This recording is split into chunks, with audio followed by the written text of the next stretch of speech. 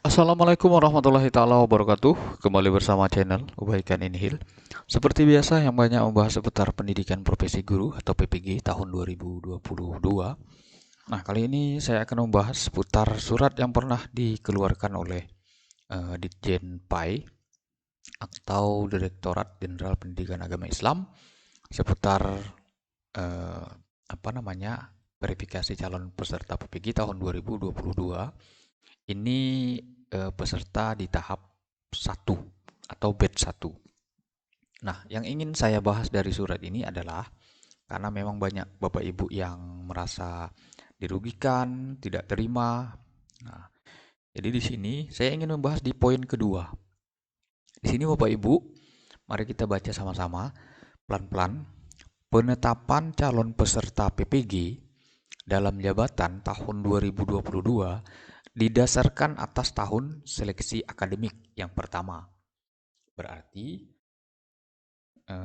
di sini maksudnya harus dihabiskan terlebih dahulu guru-guru yang sudah lulus seleksi di tahun 2019. Nah, tapi banyak Pak yang terpanggil di tahap kedua. Nah, sabar, masih koma. Yang kedua, nilai seleksi akademik. Nah, ini di tahun 2019 terlihat. 2022 ini tidak terlihat atau dikunci oleh sistem. Nah, masih koma. Di sini yang ketiga usia kelahiran. Berarti di sini umur ceritanya. Masih koma. TMT pendidik. Nah, keempat. Nah, kelima barulah persentase data kelulusan. Nah, maka yang kelima ini menjawab bantahan protes Bapak Ibu serta kawan-kawan seputar tahun lulus seleksi akademiknya. Nah, jadi seperti itu. Misalnya setiap tahun itu kelulusan di suatu daerah itu tinggi. Misalnya kita lihat di Jawa Barat itu hampir 20.000 misalnya atau lebih. Nah, tentu jatah kotanya per provinsi itu tidak mungkin sama dengan misalnya Riau yang lulusannya total 2.500 kita misalkan. Nah, atau misalnya 5.000, tentu jauh perbedaannya. Tidak mungkin jatah atau kota di Provinsi Riau tadi sama dengan Provinsi Jawa Barat. Karena misalnya di Provinsi Jawa Barat yang lulus semuanya 30.000, sedangkan Riau hanya 5.000. Tentu berbeda. Nah, mudah-mudahan hal ini Bapak Ibu pahami. Nah, makanya kota per tahun itu, nah, karena di provinsi tersebut sudah habis, sudah PPG semua, jadi tidak ada lagi. Nah, maka diberikanlah guru-guru yang lulus pretest terbaru. Nah, kurang lebih seperti itu.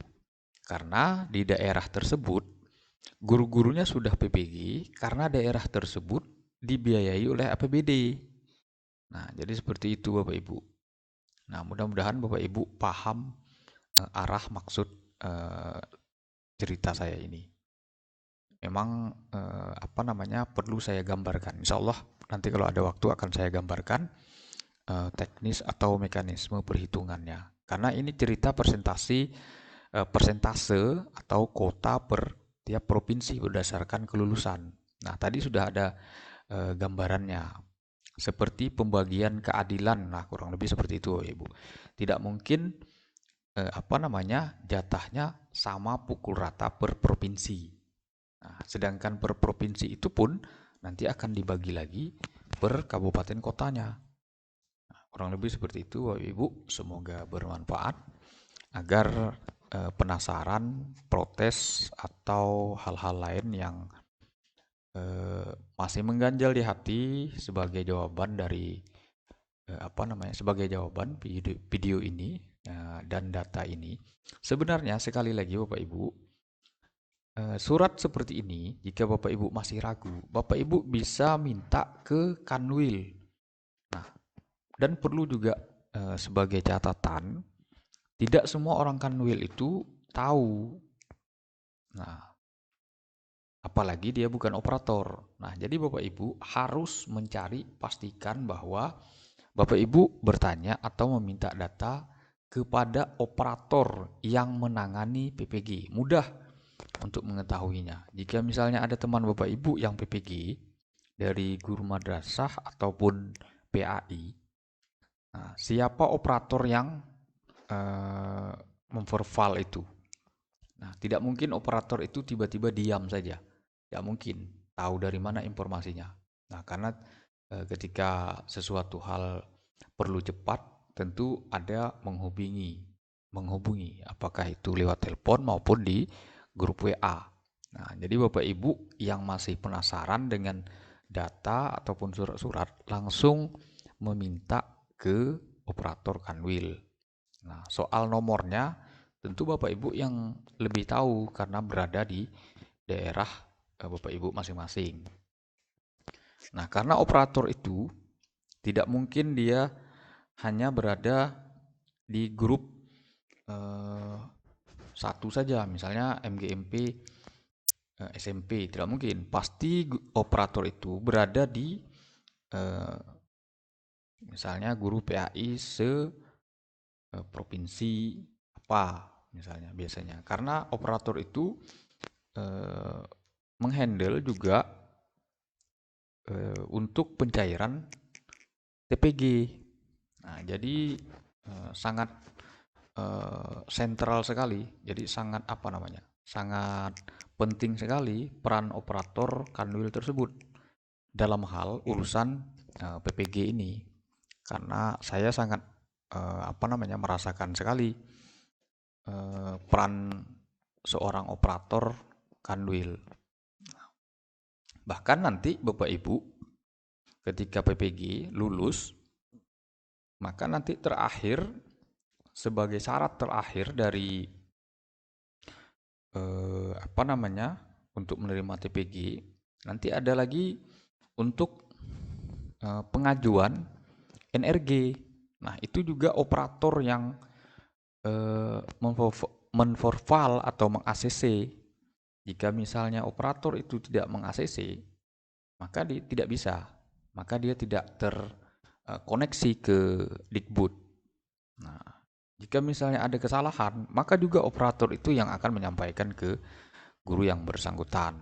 Nah, itu yang selama ini saya alami, saya secara pribadi dan kawan-kawan. Nanti Bapak Ibu bisa lihat di grup-grup PPG Kemenak, apa namanya, setelah kelulusan tahun ini di tahap pertama, itu nanti akan sibuk. Nama saya tidak sesuai dengan ini, NRG saya ditolak, ini alasannya. Saya sudah membuat beberapa video di bawah, Bapak Ibu bisa tonton, apa namanya, scroll ke bawah, apa namanya, hati-hati salah data, salah penulisan nama, apa namanya, NRG tidak keluar atau tidak muncul atau ditolak. Ada kurang lebih seperti itu judulnya. Nah, mungkin itu saja Bapak Ibu seputar surat ini. Nah, jadi memang surat ini tidak terus keluar. Nah, ini hanya di tahap kedua surat ini tidak ada. Maksudnya yang menyatakan bahwa prioritas terpanggil itu poinnya ini. Nah, ini juga ada di Juknis. Bapak Ibu bisa browsing di Google, tinggal cari Juknis PPG Kemenak. Nah, mungkin itu saja. Semoga bermanfaat. Jangan lupa subscribe, like, and share. Berikan komentar barangkali jika ada ingin ditanyakan. Saya akhiri. Wassalamualaikum warahmatullahi taala wabarakatuh.